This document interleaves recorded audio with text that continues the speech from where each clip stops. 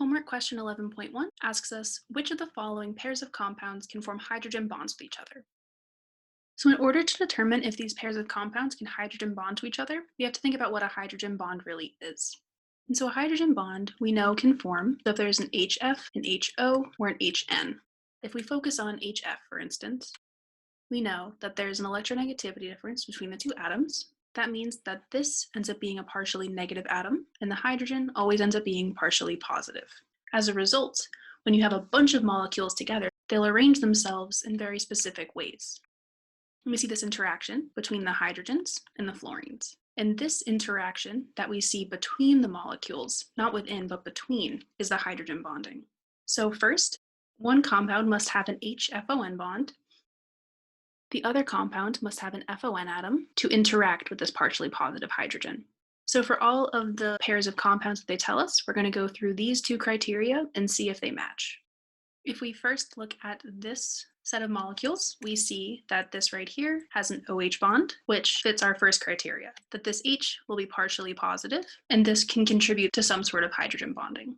Here, we have an NH bond, so that also gives us a partially positive hydrogen, and that also fits the first criteria. We also have this partially negative oxygen and this partially negative nitrogen that can H bonding, which is part of our criteria. So because we're able to have this interaction that you see here, the oxygen of this species interacting with the hydrogen over here, and then the hydrogen of this species interacting with the nitrogen on this one, we're actually able to form two different hydrogen bonds in this pair of compounds. So this checks both the boxes, and this pair does work. Looking at these next two species, we want to look and see if we can satisfy these two criteria. Looking first at this species on the left, we see that there is an OH bond. So this gives us an H-FON bond, which means that this H, this hydrogen, is partially positive. Having a partially positive H is the first piece of our criteria, and so that is met.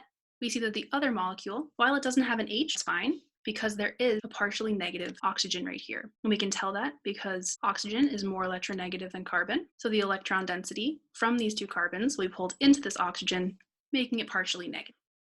It doesn't look the same as the first group right here, but if we were to draw this out, we have the OH from the species on the left that can interact with this O right here. And that'll look kind of like this, where you have this hydrogen interacting with this partially negative oxygen. This pair works as well. Lastly, we're looking at these two species right here. What we see when we first examine this is that we have an NH bond. This hydrogen will be very partially positive. Looking at this molecule, we don't see a hydrogen, that's okay. What we do see is that this oxygen will have the electron density pulled towards it from this carbon right here. This oxygen will end up being partially negative. If that is the case, we can draw out what the hydrogen bonding might look like. And we see that this interaction can occur between this partially negative oxygen, which is part of our criteria, and this partially positive hydrogen. Looking at our options, we see that they all can have hydrogen bonding interactions. So the answer will be then that all of these pairs of compounds can form hydrogen bonds with each other. This will be the final answer.